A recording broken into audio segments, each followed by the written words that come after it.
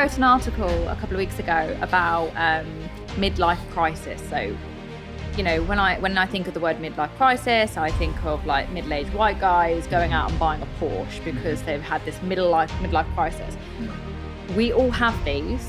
They don't happen to just midlife people. They don't just happen to men. I had mine first at like 16, then I had another one when I was 28. And so I just think it's really important to recognize that it's normal and they should be called moments of redirection. Like, you're not going to be the same person in 5 years that you are today. Hi everyone, welcome to another episode of Your Successful Self with me, Emmanuel Anderson.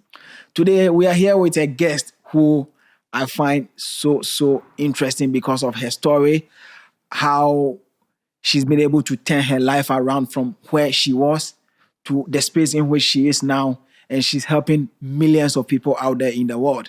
Her name is Laura Allen, and I want to welcome her straight to the show and get the conversation going. Hi, Laura. Welcome to Your Successful Self. Thank you. I'm so excited to be here. Thank you so much for asking me to be on the show. Yes, I appreciate you, first of all, coming because it's Friday, it's still a weekday. You have a whole lot of work out there that you are doing, but you still decided to, carve the time and, come and be with us. I mean, I'm most appreciative of that, and I want to thank you for that. Now, at the age of 16, you dropped out of school. And I don't know what happened, but, somewhere along the line, you went back to college. And just under 8 weeks, you dropped out again. Now, unlike most people who are out there in the world, and when they find themselves with situations like this, what they end up being is either waiting, at the restaurants or at the coffee shops and being just average people. You never did. No matter what you went through and your journey, you've turned your life around, and now you are here with us as a life coach, as a business and a career coach, helping millions of people out there.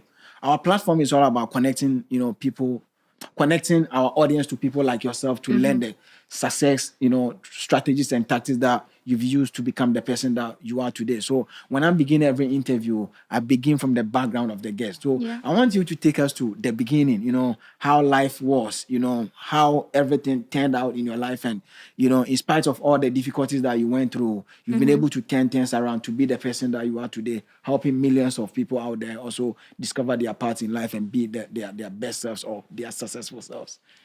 Yeah, so it really goes back to being 16 and I finished school, but I didn't know what I wanted to do. I felt a really immense amount of pressure when I was doing my GCSEs, as most people that age do. And I ended up going to college because I wanted to be a radio DJ. So I wanted to be here in front of a mic. I wanted to talk. And I went there for 8 weeks, and every single day whilst I was there, I felt tired. I couldn't pay attention. I would sit in my lessons and lectures and I would switch off. And it was like my body was really clearly trying to tell me something. And I was like, I'm not happy. I don't think I'm supposed to be here. I don't think I'm supposed to be doing this. And I remember going home and saying to my mum, I plucked up the courage because I was really nervous to be like, I want to drop out of college. Both my brother and my sister had gone to college. It wasn't the done thing to drop out.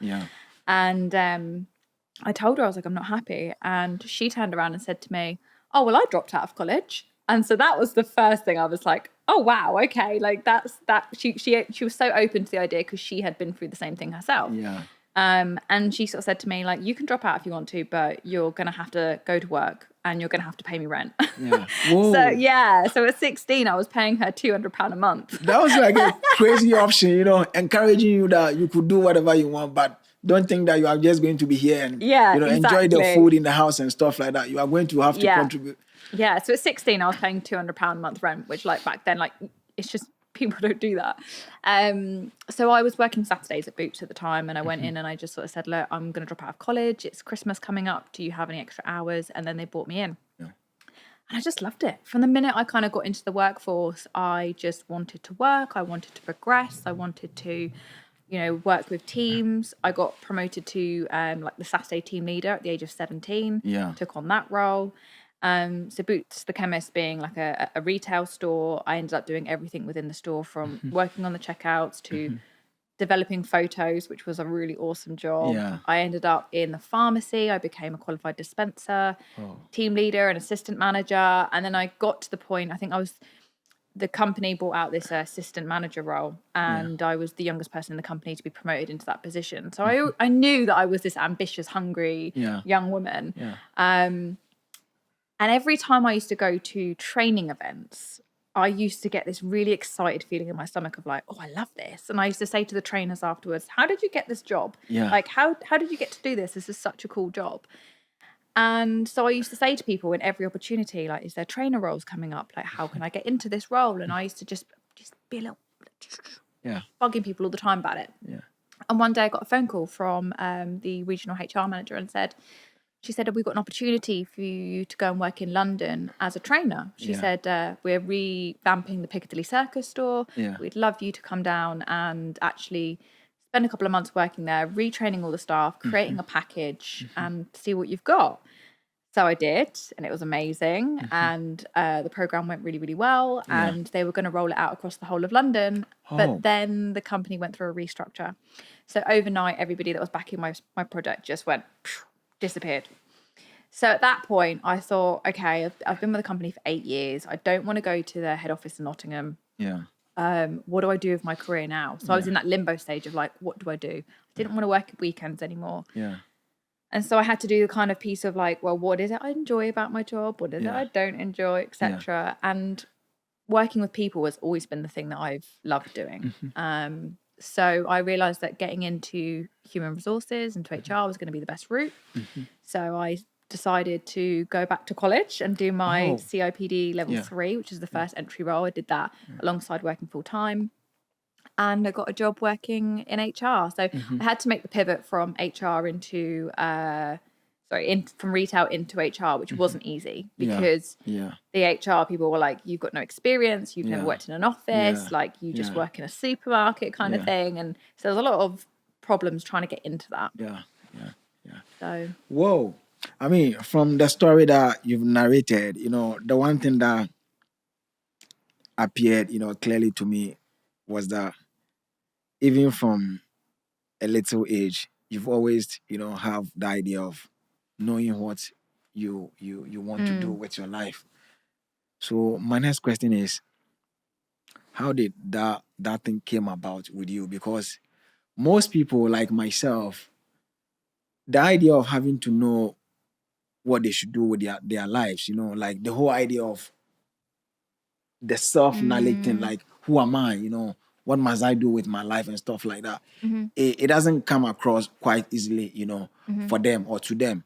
And sharing my own story, until my 30th birthday, I wouldn't know that, hey, this is the right path for you, or this is who you are, and this is the path that you must take in life.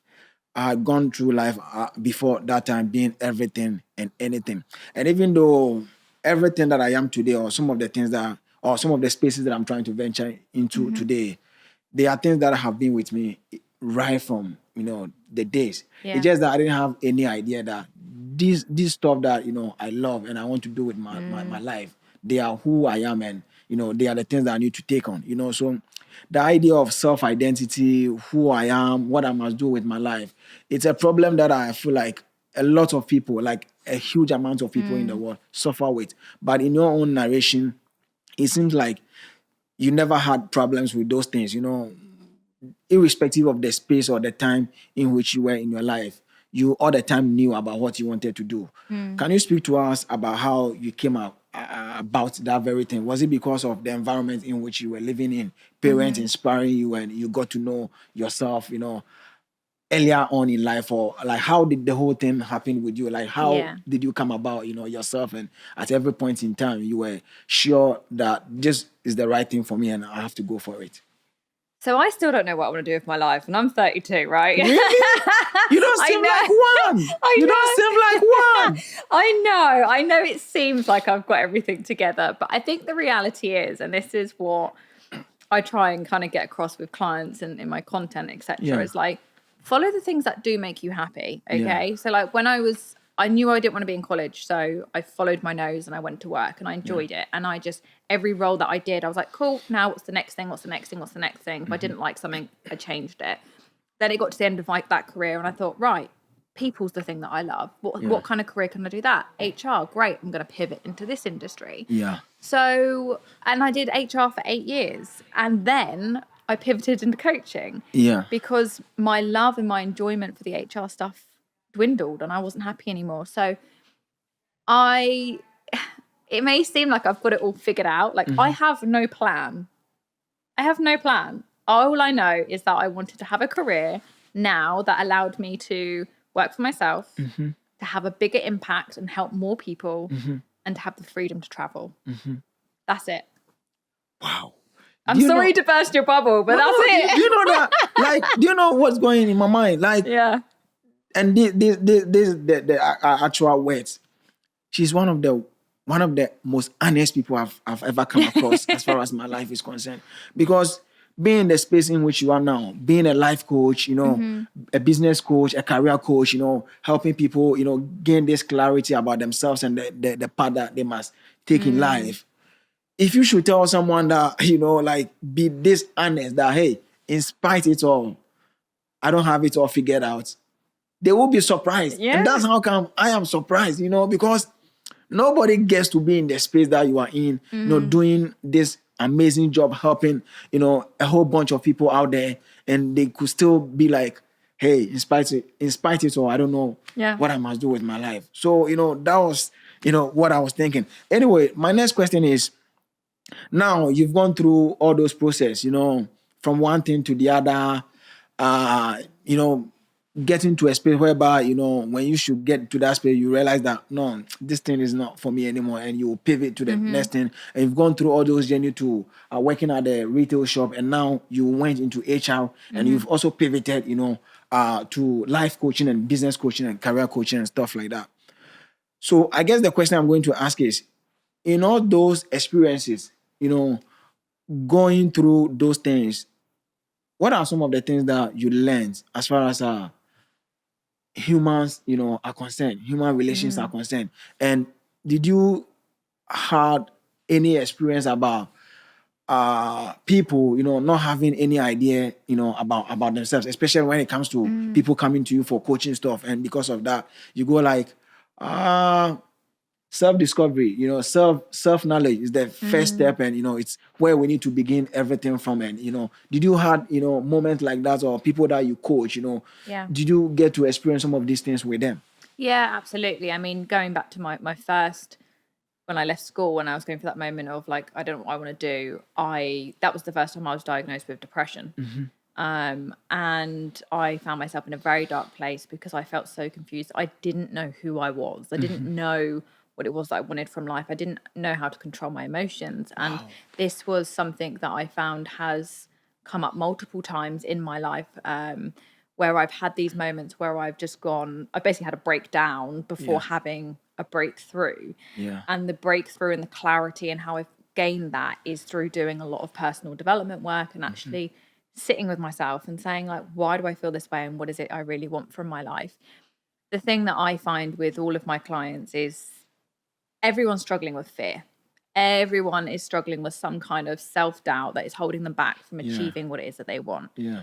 And that's a normal process. That's the brain doing what the brain does, which is trying to keep us safe and secure and of an even balance. Yeah. So it's not surprising that so many people find themselves in situations that they don't want to be in. Yeah. But you have to then go through that really awkward, uncomfortable personal development process. And I've had therapy that's helped with that. And then also I've just done a lot of research and kind of invested in myself. I've done energy work. I've become a Reiki practitioner. I'm an EFT tapping practitioner. Yeah. These are all tools that I have learned to help me so that, and I have absolutely no doubt in a couple of years' time, I'm going to have another one of these moments where I'm going to go, who am I? What am I doing? And probably find myself back. I think it's just, I think we all go through it all the time, but some people just push through it and others find themselves really stuck. Wow. Do you know the reason why I gave up this post? Like, I post like this, it was because of what your last words, like, you think you get to a place whereby you come back to that space whereby you would have to ask yourself again, like, who am I? Like, lately I've been going through that very thing, Yeah. knowing very well that whatever it is that I'm trying to do with my life, I had a clarity, I had, I knew that this is the path for me, and I needed to take that path. And I've been on that journey for quite some time now. Yeah. But lately, I just don't know if it is, the difficulties of life or something. I just don't know. But sometimes lately, the question I've been asking myself, and I've been asking myself this question, frequently, like, do I even know what I'm doing with my life at all? Because it's like, you know that this is the path for you, and you've taken that path. But it's like some of the results, or how do I put it? Yes, the results that you need to see for you to, have that confidence that I'm on the right path and I'm doing something, Yeah. Like you aren't seeing the result that much, even though there are certain habits and behaviors that you used to engage in before this day, that you've moved away from, those stuff. And when you look back on those things, you could say that, I've done something, I've achieved something. But I just don't know. Lately, this is the question that, I've been asking myself. And it's the reason why, when you were saying those last words, I went like this, it got me thinking, And I want to appreciate you for that honesty, because trust me, there isn't any life coach or anyone, in that space that you are in, doing the job that you are doing, that I've ever spoken to, and they've ever come out like, in spite of it, or I feel like I don't have it all figured out. Yeah. Almost everyone are sure of themselves, and they know that what they are doing, they have it all figured out. But It's absolute BS. Like, it really is.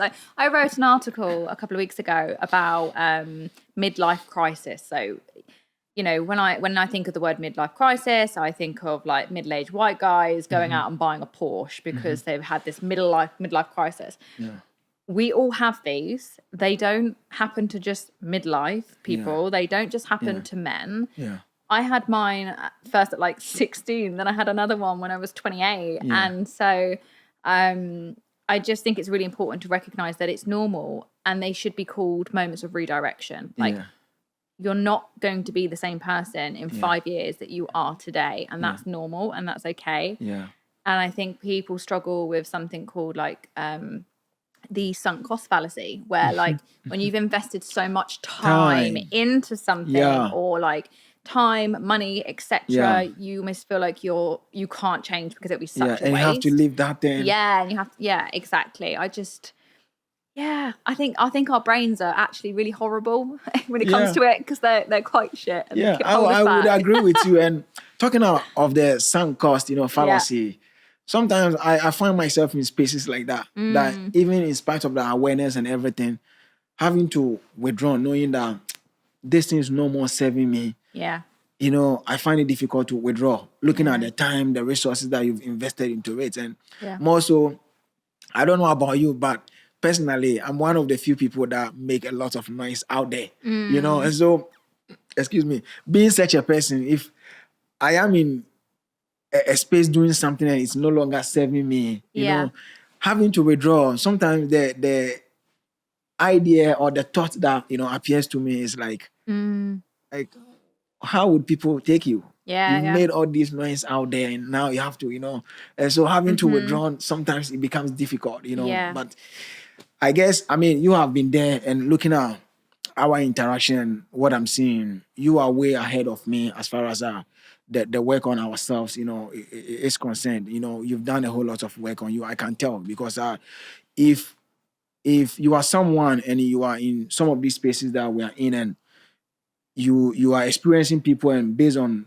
the interaction and the relationship and the experience, you are not able to tell the level that someone is, and there's no about comparison, but you are not able to tell the level that someone is, compared to yours, and be able to clearly state that, hey, you are here, I am here, or stuff like that. Then I guess you are not secured within yourself, and I am very secure within myself in spite of everything. So whenever I meet people like yourself, and we get to interact and we get to know each other, I'm able to tell that, hey, you might think you are the guy, you are doing the work, but this person is way ahead of you in terms of doing the work on the self. So I appreciate your honesty and everything. Now, my next question is: you have been coaching people for quite some time now, and people come to you a lot, with their problems. I mean, before this day researching you, I visited your website and I can see the things that people have written over there.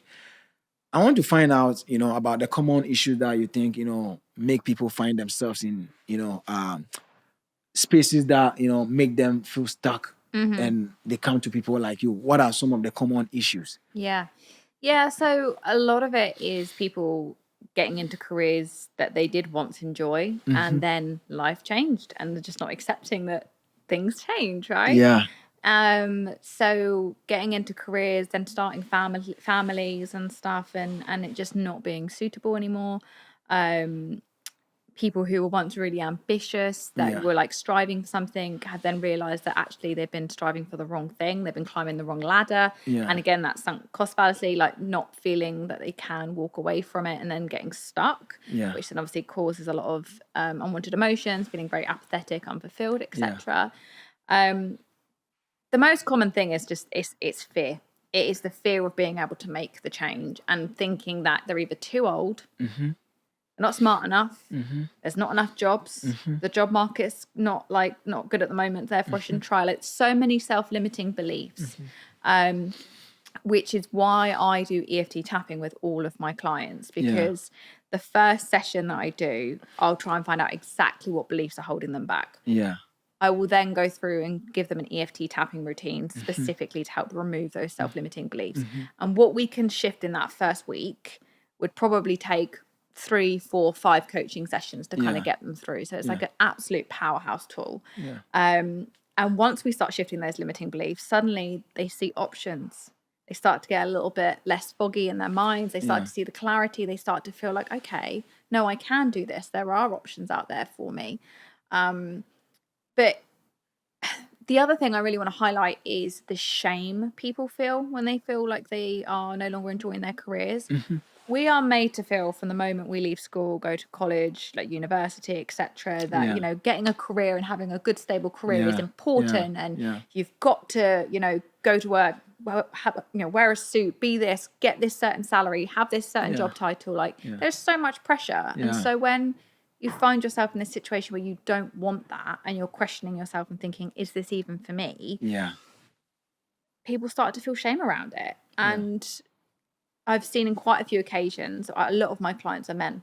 And they'll come to me and they'll tell me that, they've most of the time it's kind of like they'll say that, they've tried voicing this to their other halves who have just kind of been like, well, we've got bills to pay, we've got this to do, like, I'm sure it'll be fine, don't worry about it. So there's that side of things, and people feel like they don't get the support from the home, which obviously isn't helpful. But on the flip side of that, I've also had people's wives contact me and say, can you please help my husband because he's doing my head in. So yeah, it just, this when you're not happy in your career, it has such a big impact on so many other areas of your life. Wow. So looking at your experience, coaching people and doing the work that you do with them, would you say when it comes to issues with, life struggles and mental health, men are the ones who suffer a lot, based on what you've explained, because one thing that, I see when I look at some of these things is that I think based on how society, has conditioned us, to live our lives, especially as men, that you are told that, hey, when you are going through something, you better shut up. You don't have to talk about it, because the moment you talk about it, you are not a man anymore. And so we tend to bottle up, we don't speak and stuff like that. Do you think men are the most, should I say, vulnerable people when it comes to some of these things, and they are the one that, like you said, come to you a lot? Like, do you think we are the ones suffering a lot when it comes to some of these things?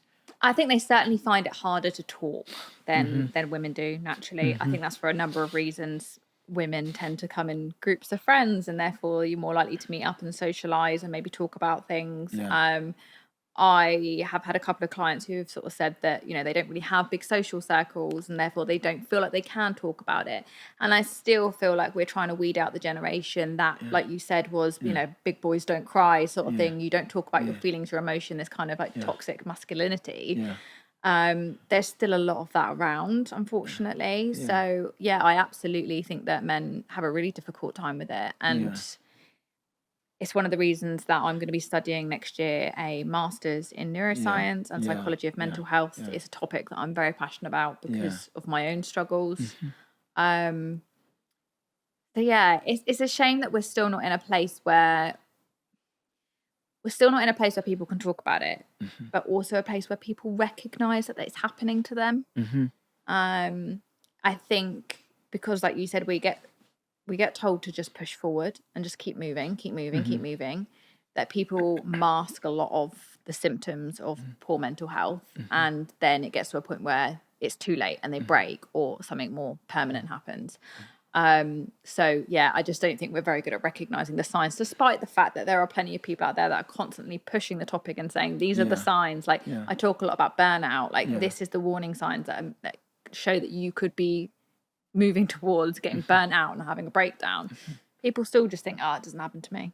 Right? It won't happen to me. Wow. Anyway, I mean, you are doing quite well as far as the job that you are doing is concerned. And from what you've explained, I think the next thing that I'm curious to know is about, well, let me put it this way. I think most of the things that, take people, to trying to get, help and solution from people like you.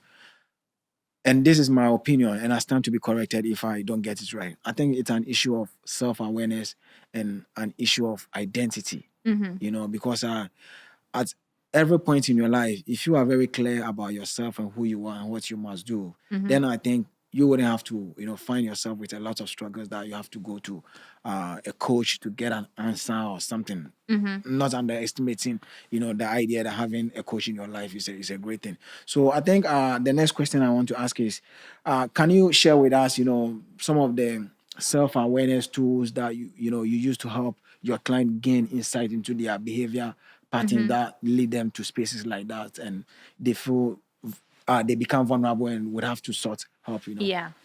So my whole kind of like message is your career is there to enrich and enhance your life. For some reason, we still think that it's important to put the career first. Like, as I said, it goes back to, it's kind of ingrained in us from when we're younger. So I do two things with my business. One of it is like business and life coaching, and then it's career and life coaching. I can't talk to someone about their business or their career without talking to them about their life, because they're intertwined. That is the source where everything begins. Yeah, absolutely. And so I like to strip it back with everybody from the start. And it's like, who are you and what do you want from your life? Right? So if I was to say to you, okay, so you're not quite sure where you're going, right? What do you want to get out of life? Like, what are the things that are really important to you? What are the experiences that you want to have? What are the relationships that you want to build? Because those are the things that are really important. And as humans, we need connection. So I strip it back. You can do something like the Wheel of Life exercise, which gets you to look at a wheel. It's all broken down into segments, and you look at kind of everything from relationships to community to finances to health to spirituality, religion. And you understand, you kind of assess whether you are satisfied or not in these areas, and you mark it on a scale of like 1 to 6, etc. That's really telling, because you can look at a Wheel of Life and go, okay, so actually I'm happy with my finances, I'm happy with my career, but my health is suffering here, my relationships are actually suffering here. And it gives people a bit more of an indication of what areas do I need to then focus on. I do a lot of work now with people leaving the armed forces, so the Army, the Navy, the RAF. And the first thing I get people to do is to think about those questions, like, what do you want from your life? What are your non-negotiables that you need every single day, every single week to be happy? What are your personal values? What are the things you feel like you need? Once you get clear on those and kind of can paint a picture of the person that you want to be, then you can start thinking about your career. Because what you don't want to do is go and think that, I need to change my career, sign yourself up to something that's then going to mean that you're not satisfied in any other area of your life. Like, that's just awful. Yeah. That's why people end up feeling so unfulfilled, is because Yeah. they're overworking or they're working towards a goal that's not aligned to who they really are. Yeah. Yeah. Wow, that's really interesting. And I must say you are doing quite well, because before this day I had gone to your website, to look into you, and I saw a couple of stuff, over there that, clients that you've worked with, have said about you. And I want to read a few of them, to you, and for our audience to also know, about you and the work that you do, and, take things from there. And this from one of the clients or one of the people that you helped with. And this is what she said. Working with Laura really helped me to find some clarity in where I want my career to go. Her questions and exercises helped evaluate and reframe some of my challenges, leaving me feeling excited about moving forward with a new goal. When you hear, some of the people that you've helped with, through coaching and, what you do, write or tell the world about some of these things about you, how do you feel? I get so excited. I have these moments where I'll ring up my other half, Ryan, and I'll be like, you won't believe what this client has done. Like, I can't believe it. Like, they've actually gone and done this thing, and they've hired this person, and they've overcome this massive limiting belief, and they've unlocked this and stuff like that. And it's so incredible, because that's my passion. That's the thing I absolutely love, is being able to help people expand their consciousness and move beyond the feeling of feeling stuck. So I get super excited if a review comes in, and I'm so grateful for people that do take the time to leave reviews. I love it. I'm so grateful. I'm grateful. Like, I've had 2 clients this week have asked to re-sign with me for longer periods, and it absolutely blows my socks off that people, want to invest more money in working with me, because I'm helping them get results. Yes. So, as a coach, can you explain to us the concept of active listening and how it applies to coaching? Because I'm of the view that there's nowhere someone could be a very good coach without being a very good listener, And I mean, looking at the question that I've asked you, what would you place, active listening as far as coaching is concerned? Yeah. So active listening, I mean, it's hard. It's really hard. Coaching, you essentially have to empty your mind. You have to empty any preconceptions. You have to just be solely focused and in the moment with this person. And actually, am I perfect at it? No. I'm not going to say that I am. Like, there are moments where my mind will just wander, and I'll be like, whoa, wait, hang on a minute. And I catch myself and I come back. I think that's just normal. I think it just takes years of practice. But actively listening and actually just waiting for the person to finish, not coming up with a response or wanting to jump in, and just allowing the person to finish and then taking it from there and feeling what comes up. But with coaching, for me, I'm trying to look out for the things that they're not saying. I'm trying to read between the lines. So it's like a whole nother level of listening. There's like psychology playing a role in the picture here. And I'm also looking at their body language and stuff like that as well. And I had a call the other day with a guy, and we got on the call, and he was sort of slumped over the desk, and his body language was like this, and he was like, I'm really unhappy and I'm not enjoying it. And so I asked him questions about things that he would enjoy, and within about 2 minutes we got onto the topic of property, like investment properties and interior design. And he went from sat like this to, I really love interior design, and everyone's always talking to me about this. And I just sort of said, like, I just want to let you know what I've just seen over the last 2 minutes. And I sort of said to him, and he went, really? Does my body language change? He was so surprised. Because he didn't even notice it himself. And I was like, the fact that that's how you react physically to talking about that topic tells me that this is something that you should be exploring. And he was like, oh, okay. Whoa. So there's a lot in looking at people's body language and stuff. Yeah.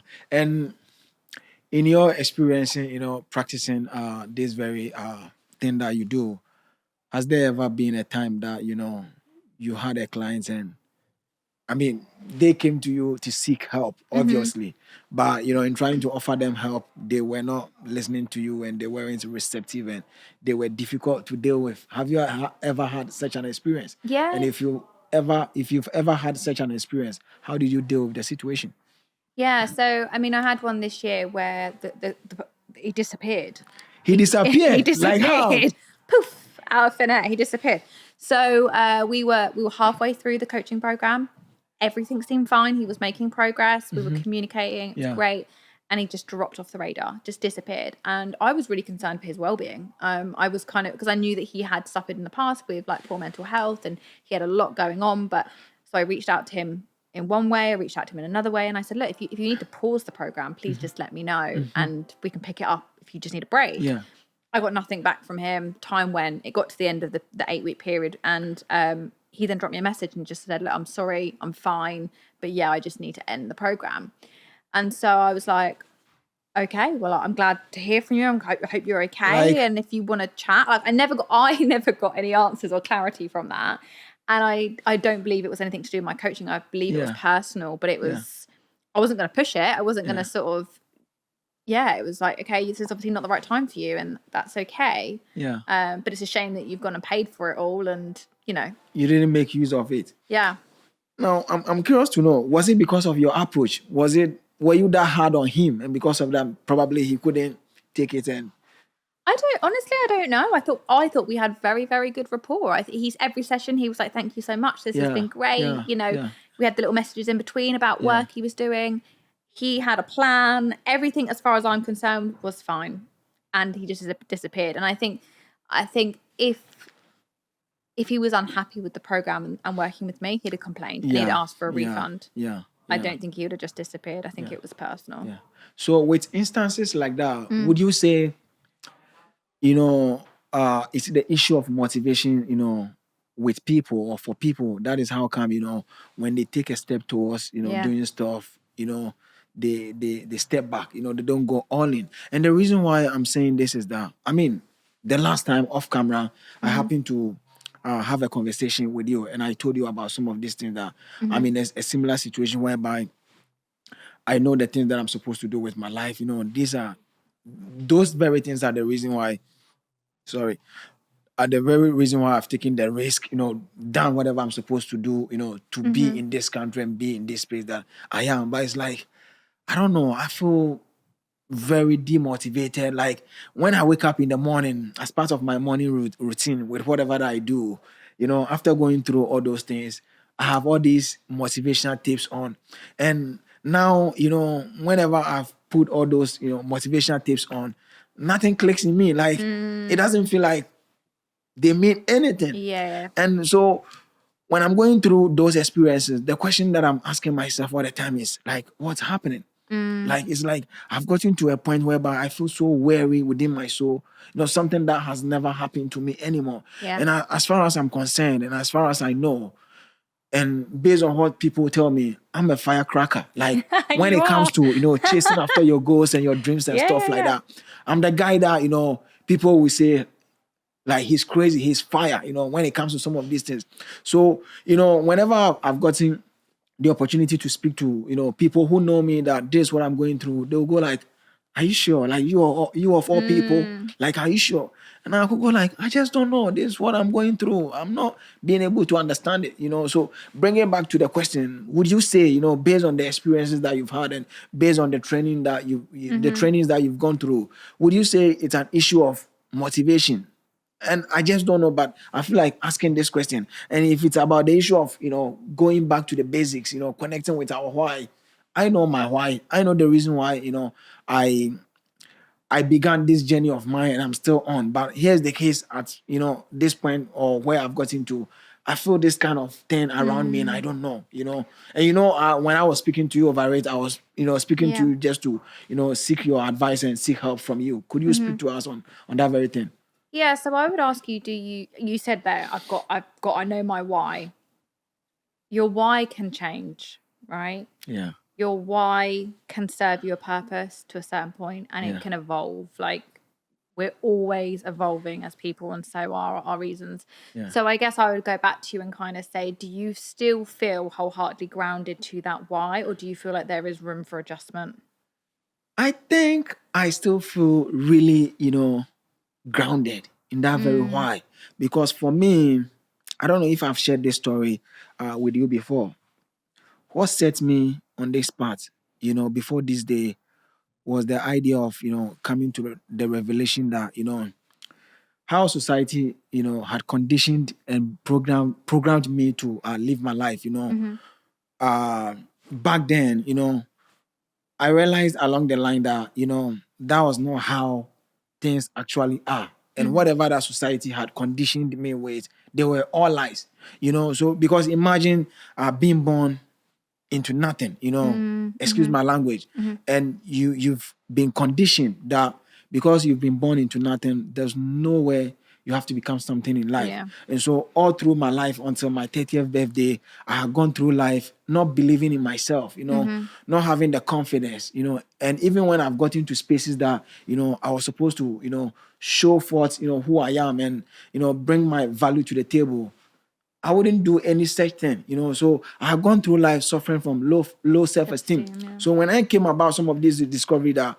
no, those things are never true. Like if you are born into nothing, you cannot be anything. Those things are never true. And irrespective of where you are coming from, whether you were born rich or not, you can become something in life, So like a light bulb moment for me as at that time, So I had this click in my mind. I was like, yo, what I'm coming from for you. So it's more of pain, Yeah. before, getting into that space and, coming across that revelation. I was like, no, this is not how things are supposed to be. So at that moment, I made the decision that I'm going to dedicate myself, educating people, especially people born into the background that I'm coming from, less privileged background, and they've also surrendered their faith, giving up on life, that because I've been born as nothing or I've been born into nothing, I cannot become something. And whenever the day is here, they don't aspire to be something, and it's all about drugs and stuff like that. I decided that I'm going to change that narrative, So I decided to be on that path or be on this path that I'm on, and I have to be honest that so far so good. I mean, I have limited education, but here's the case. Some way, somehow, I've evolved, to become a writer. I've written, hundreds of articles on the internet. People have read it, and based on, the things that people have, told me, my words, have helped them, some way, somehow. I've written a book out of it, even though it's not published, and it's going to be published soon. And with all these experiences, I could tell that I'm doing well and I've achieved something. But here's the case, sometimes I feel like, What am I doing?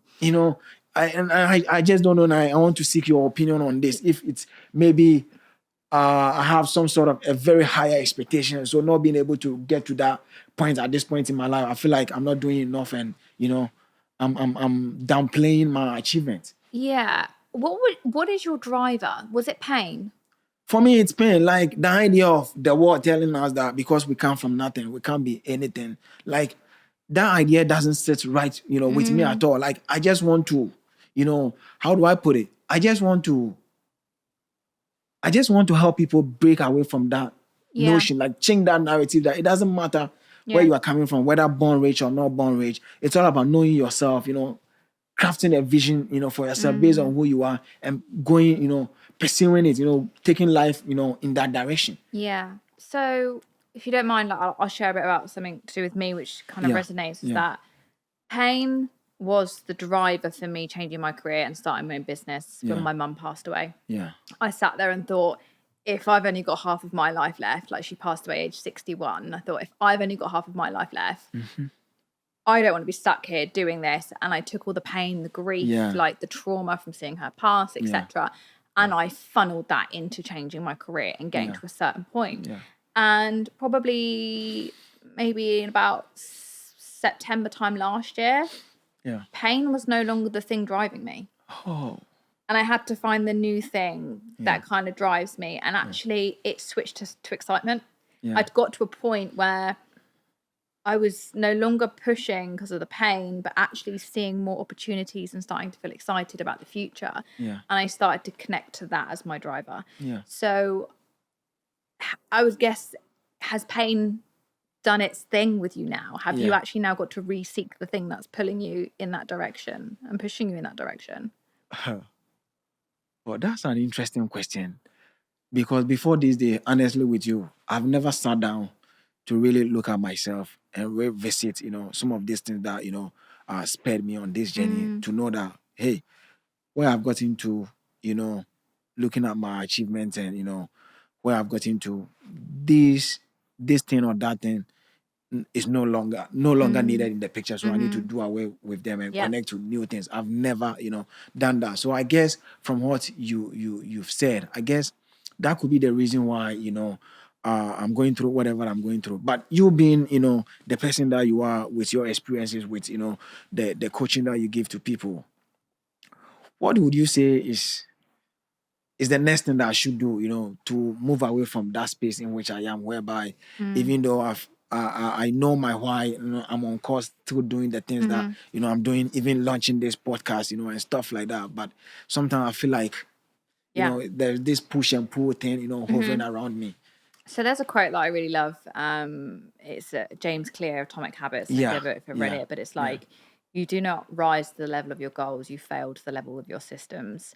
And the times in my career, my business over the last like 12 months where I felt so bogged down by it and unmotivated is when I've had too much complicated stuff going on. It's too messy. I've got too many things I'm trying to do at one time. I've got too many I haven't got the right systems in place. I'm doing everything really manually. I'm overworking. And just trying to focus on too many things. So I like we're simple beings, really. Like we just need food and water, and some sunshine. We're basically, they say, complicated houseplants. So I think, if you come to me for like a full coaching session, we would look at your life holistically and understand where are the bits in your life that are currently causing you the most friction and the most pain. And actually, do we need to strip some bits back to allow you to get excited again on the path? Well, I'm going to be honest with you with another thing over here with respect to, what you've talked about. But I think looking myself, thoroughly, I think my biggest problem, that makes me worry a lot has been finance, because sometimes I tend to, like ask myself why I have all these ideas in the picture, all these exciting projects that I want to, do, and not only like do for the sake of doing them, but do to help people. But, the issue of finances has been very challenging. Yeah. And it's like you want to do this thing, but, whenever I go to bed because of some of these things, hardly do I fall asleep. Yeah. Sometimes it takes me longer hours to fall asleep. And sometimes when I'm asleep, sometimes I could just, wake up, suddenly at night, and I could go like, yo, You should what's do happening? some tapping before bed. You should do some tapping and sit and like, I'm ready to go to sleep now. I'm ready to let go. Because when you're in that state of like constantly overthinking, you've got, your fight or flight is kind of activated. You're not in that rest and digest state. Doing that tapping exercise is so powerful. You do it a couple of times, you start yawning, you're like, but you need to kind of get that stuff written down on paper as well before you go to bed. I guess I need to reach out to you, for help. And get you some we do some tapping. of these things, because trust me, Laura, it's crazy, sometimes if you look at some of these things.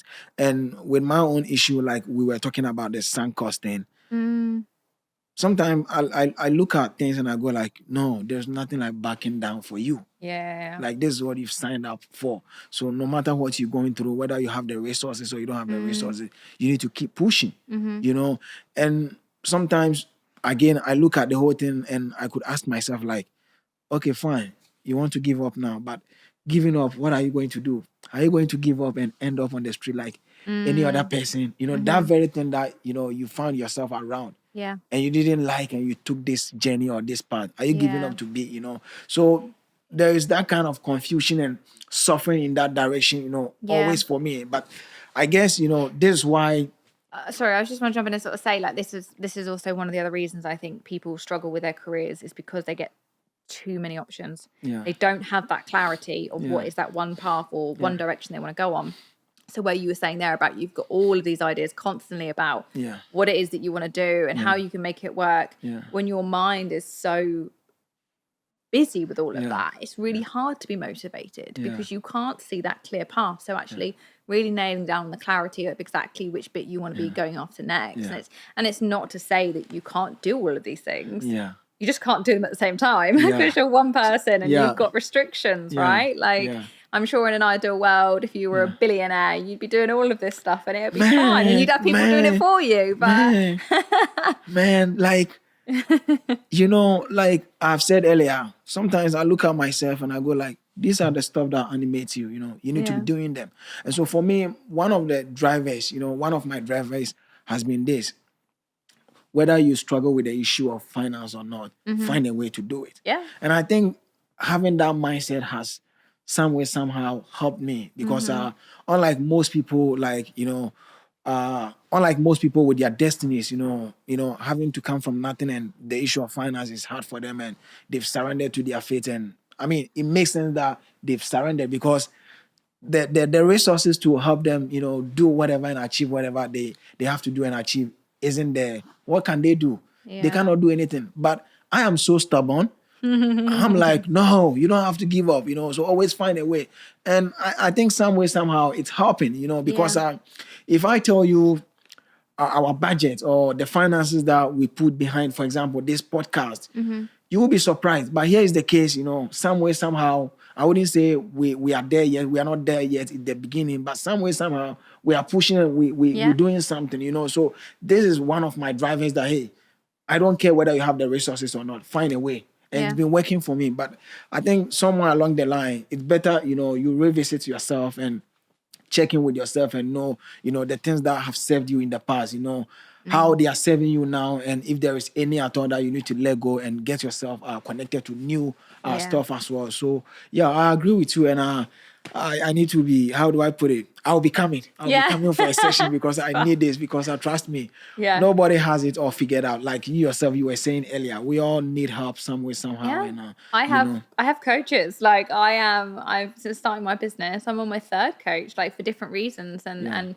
I'm part of a group at the moment. There's like 25 of us. And I'm so glad that I've got these people in my space, because I have days where I'm like, whoa, what am I doing? And I don't know what to do. And I'm struggling and I feel demotivated or, and so, yeah, if coaches have coaches, if Tony Robbins has like 6 coaches, everybody needs a coach. The whole guru, he has 6 coaches. He's got a coach for everything. Yeah. This is crazy. Anyway, Laura, I appreciate your time coming on our show, and I think we've done a bigger part of the time. But before we wrap up, I have 2 last questions that I want to ask you, and it's this. Make them good ones.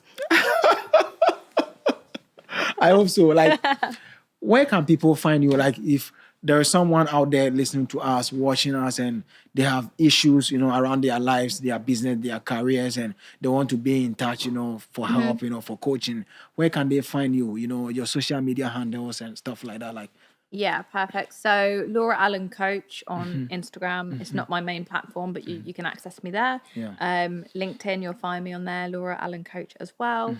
And my website is lauraallencoach.com as well. So yeah, you can book in a call, have a free strategy call with me and kind of talk through what you're struggling with. Read some of the lovely testimonials that my clients have left, which I'm so grateful when for. When it comes to testimonials, you are doing an incredible job.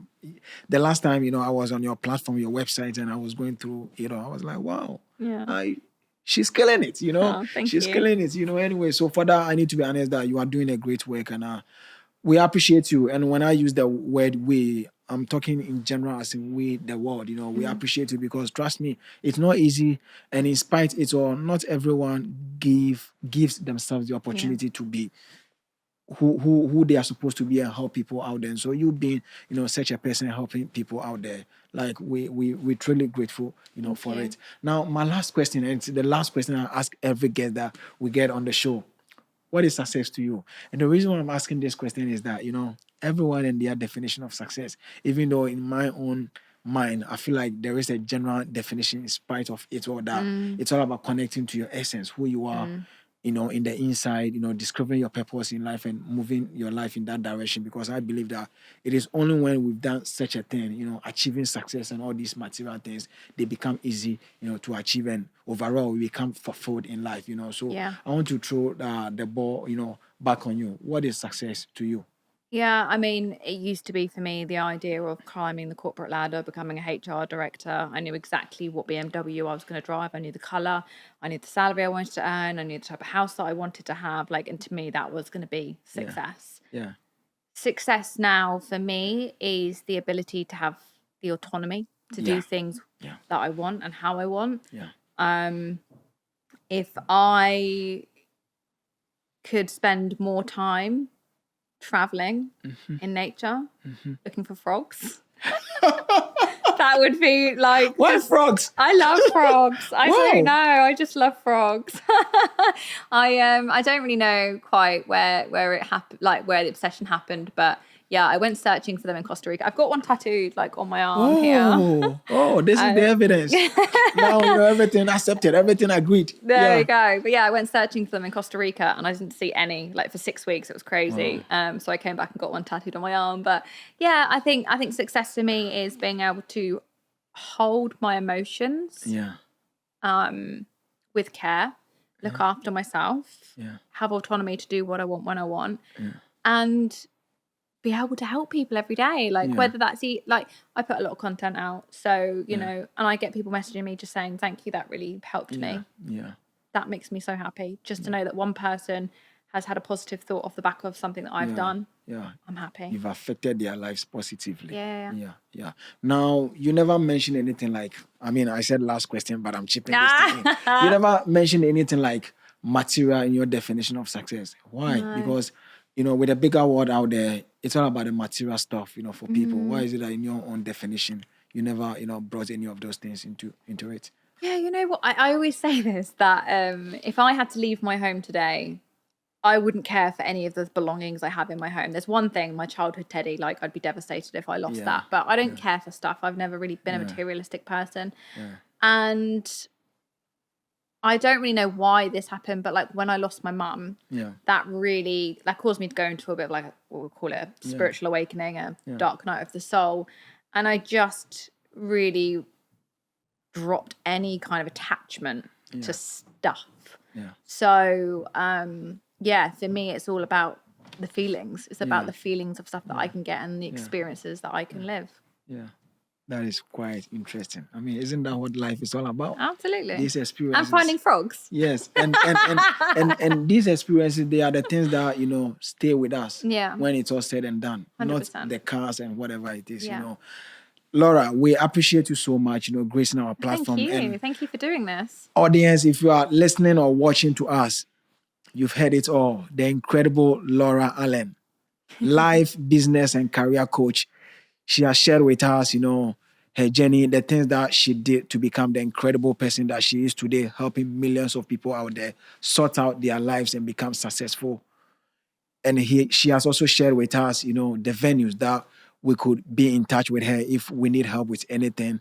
And so I would entreat you to do that. If you have any problem with your life, being it business, life, or career, or whatever, try and be in touch with her and let her help you. Myself speaking to her now, after we are done, I'm going to be in touch with her for her to help me, because I've also got problems. Because if at the end of the day, people like Tony Robbins and stuff like that have got problems and they are seeking for help from other coaches, then we all have problems that we need to. I don't have it figured out, right? Yes, I don't have it figured out. Life is a journey, and it's about enjoying the process of the journey. So if you're not enjoying the journey itself, reach out. Yeah. All right. So here is where we draw the curtains on the show. But as always, if you have not subscribed, please do subscribe, like, comment, share, and help us grow on this journey as we are committed to your success and ensuring that you become successful in life. And until we meet again in the next episode, remember to be good citizens.